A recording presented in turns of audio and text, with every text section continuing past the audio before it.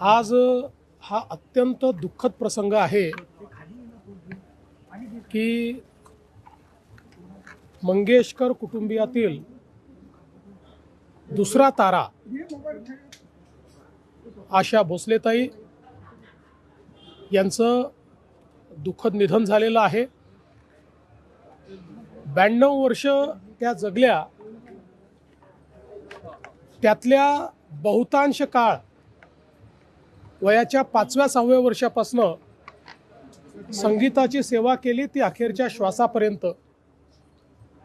या देशामध्ये सर्वात वर्सेटाईल गायिका म्हणून जर कोणाकडे पाहायचं असेल तर त्या आशाताई होत्या। आशाताईंनी तोरा मन दर्पण कहलाए अशा प्रकारचं क्लासिकल गाणं देखील म्हटलं आणि त्याच वेळी अतिशय आधुनिक खतुबासारखं गाणं देखील तेवढ्याच लीलया त्यांनी म्हटलं। जेवढे जॉनर आहेत, शास्त्रीय संगीत असो, पॉप असो, रॉक असो, भावगीत असो, 20 पेक्षा जास्त भाषांमध्ये आशाताईंनी गाणी म्हटली। आणि जगातलं एक वेगळं उदाहरण असं होतं की 90 वर्ष पूर्ण झाल्याबद्दल 90व्या वर्षी 3 तास कॉन्सर्ट करणाऱ्या आशाताई होत्या। आम्ही जेव्हा महाराष्ट्र भूषण पुरस्कार त्यांना दिला त्यावेळी त्यांच्या जीवनाचा जो प्रवास त्यांनी सांगितला, किती खडतर आयुष्य जगत त्या इथपर्यंत पोचल्या, हे खरोखर अत्यंत प्रेरणादायी होतं। मला आठवतं की आम्ही रेडिओ जॉकीजचा जो कार्यक्रम घेतला होता, त्या कार्यक्रमामध्ये आशाताईंनी मला 2 ओळी गुणगुणायला लावल्या आणि मग त्या ठिकाणी सांगितलं, बघा माझी शक्ती, मी महाराष्ट्राच्या मुख्यमंत्र्याला गायला लावू शकते। असं अतिशय जिंदादिल अशा प्रकारचं त्यांचं व्यक्तिमत्व होतं। कुठल्याही कार्यक्रमाची त्या ठिकाणी त्या कार्यक्रमाचा प्राण त्या असायच्या आणि सतत आशाताई हसतमुख आणि उत्साहामध्ये 90व्या, 91व्या, 92व्या वर्षी देखील त्यांचा उत्साह वाखाणण्यासारखा होता। आम्हाला ही पूर्ण खात्री होती की लता दीदींची तर आम्ही 100वी करू शकलो नाही, पण आशाताईंची 100वी निश्चितपणे करू शकू। पण दुर्दैवाने काळाने ती संधी दिली नाही।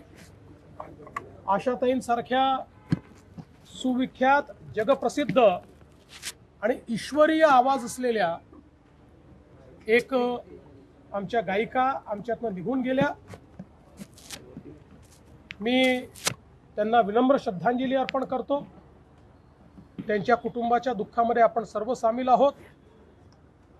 पूर्ण शासकीय इतमामामध्ये त्यांच्या कुटुंबियांशी चर्चा करून ते ठरवतील त्याप्रमाणे पुढचे सगळे विधी होतील। पण मला असं वाटतं की आज संगीताकरता आजचा दिवस हा अत्यंत दुःखद आहे। संबंध होता। नुकताच 2-3 महिन्यापूर्वीच त्यांची माझी विस्तृत भेट पण झाली होती विमानतळावर। थकल्या होत्या आणि खऱ्या अर्थाने आपल्या या पूर्ण संगीताच्या क्षेत्रामध्ये लता दीदींनी ज्याप्रमाणे आपलं नाव जगात पोहोचवलं, तेवढंच आशाताईंनी देखील जगामध्ये त्यांच्या गायनाच्या, विशेषतः या गाण्यांमुळे भारतीय संगीताला त्यांनी जगात पोहोचवलं। त्यांनी सर्व प्रकारची गीतं गायली आणि याच्यामध्ये विशेषतः नागपूर करता विशेष आठवण अशी आहे की स्वर्गीय सुरेश भट जे आपल्या विदर्भातले होते, त्यांच्या ह्याच्यातला केव्हा तरी पहाटे ही रात्र उलटून जाते, हे जे आहे हे आशा भोसलेंनी आणि हृदयनाथ मंगेशकर यांनी संगीत दिलेलं गाणं हे मराठी संगीतामधलं एक अतिशय उत्तम असं गाणं आहे।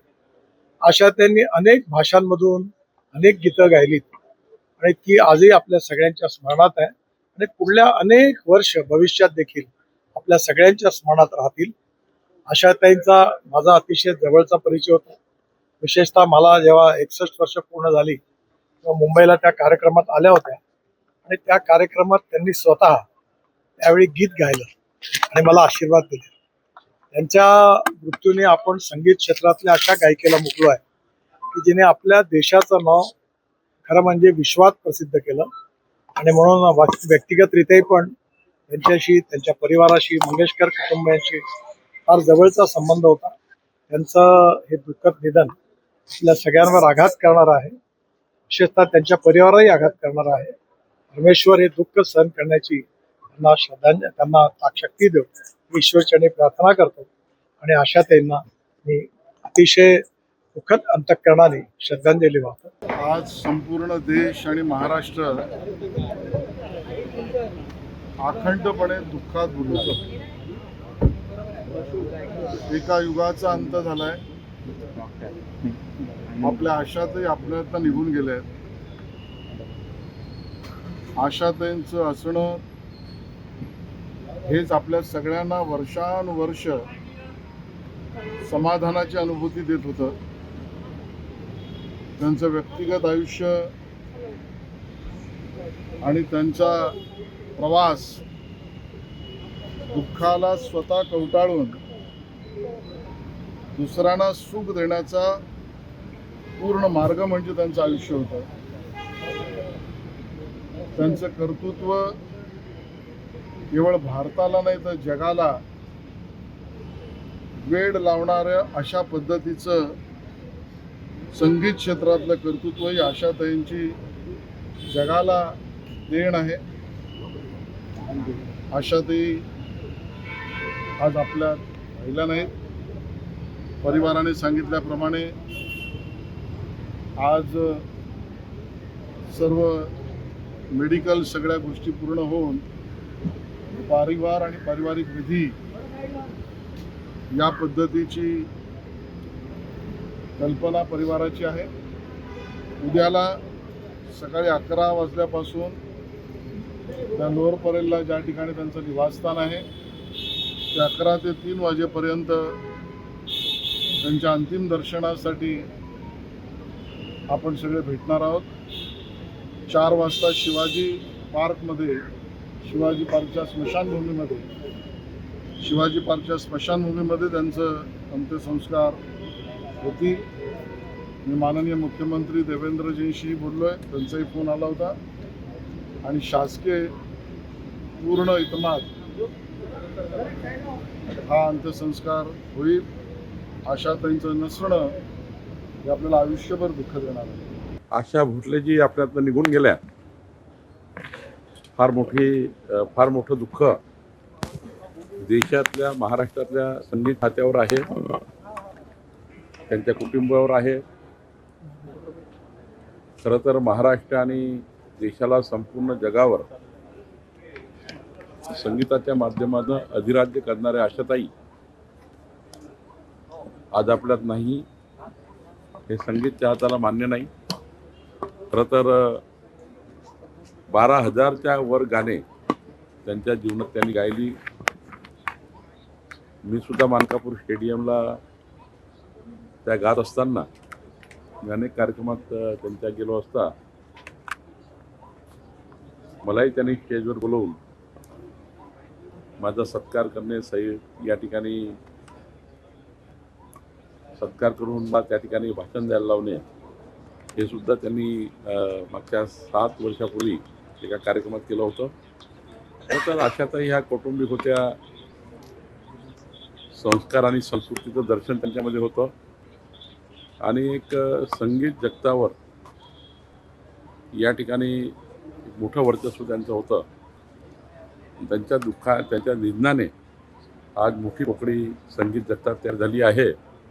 न भरून निघणारी पोकळी आहे आणि खरं तर आम्ही त्यांच्या दुःखामध्ये सहभागी आहोत. त्यांच्या कुटुंबाच्या दुःखामध्ये आम्ही सर्व सहभागी आहोत.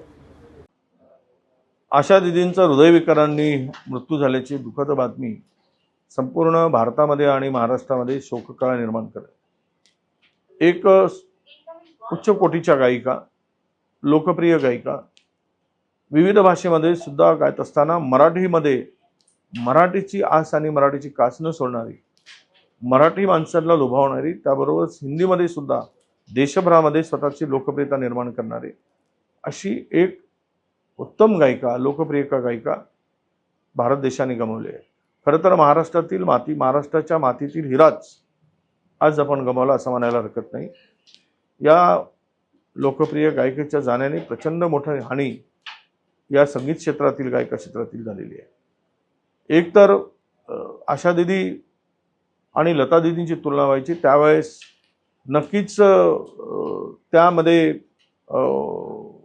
त्यांना त्या स्थानावर टिकून राहणं फार कठीण आणि कठोर परिश्रम घ्यावे लागले. पण त्याही परिस्थितीला सामोरं जाऊन स्वतःचं नाव भारतातील आणि महाराष्ट्रातील लोकांच्या मनात कोरणं एक चॅलेंज आशा दिदींनी स्वीकारून आपल्या गायिकेला सिद्ध केलं. अशा लोकप्रिय गायकांनी जाण्याने प्रचंड मोठी हानी झाल्याचं मी समजतो. त्यावेळेस रुग्णालयात असताना हजारो लोकांनी प्रार्थना करून त्यांना बरं होण्याची ईश्वराकडे प्रार्थना केली, पण नियतीला ते मान्य नाही. अशा लोकप्रिय गायिकेला आपण मुकलो आहोत, आपण गमावलं आहे. म्हणून मी माझ्या कुटुंबातर्फे, माझ्या पक्षातर्फे, विधिमंडळ काँग्रेस पक्षाचा नेता म्हणून मी त्यांना भावपूर्ण श्रद्धांजली अर्पण करतोय. ईश्वर त्यांच्या आत्म्याला शांती देवो अशी प्रार्थना करतो.